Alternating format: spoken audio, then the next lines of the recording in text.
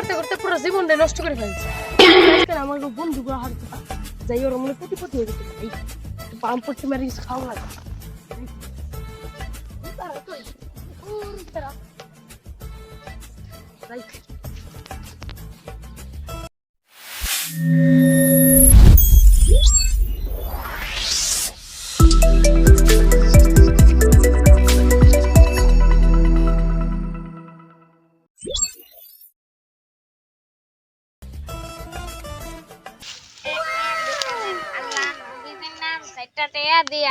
আল্লাহ নবীজির নাম চাইটা টিয়া দিয়া যান।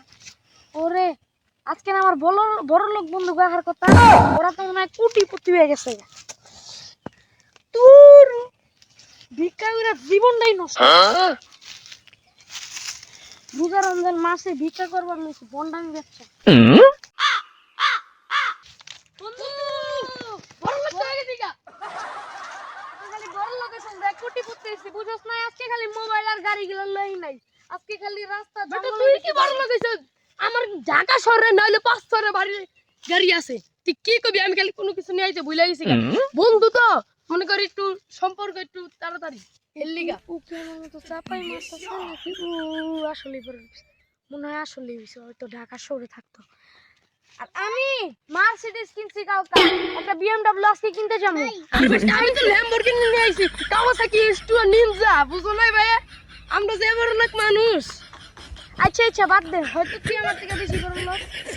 আরে বড় লোক তো হইছি, কিন্তু আমার আরেকটা বন্ধু আছে না, এর নামটা ভুলে গেলাম গা।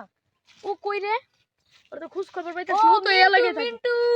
হ্যাঁ কই হপায়, দাঁড়ায় ওর একটু খুঁজাই গো ভাই, তো চিনি না, ভুলে গেছে আগের এলাকা। আর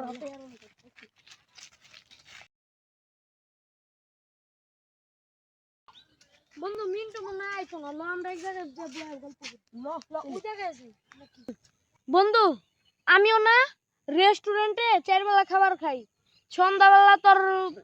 সন্ধ্যাবেলায় তোর 5-6 কোটি টাকা দামের খাবার খাই। বললাম না বিশ্বে আমার মতো ধনী আর কেউ হইতেই পারে না। কারণ আর আমি তোর কি কইলাম, দুবাই সৌদি এটি আমার পালসার। আমি তোর প্রমাণ দেখাতে পারতাছি। আমার একদিন ঢাকায় বাইরে লইস, আমি তোর সবকিছু খুইলা এবং সবকিছু তোর দেখাম। ওই খেতে কাম করতে আয়, বহুত গল্প করতে হয়। কাম তো হারছে রে, হালাই ডাক দিছে।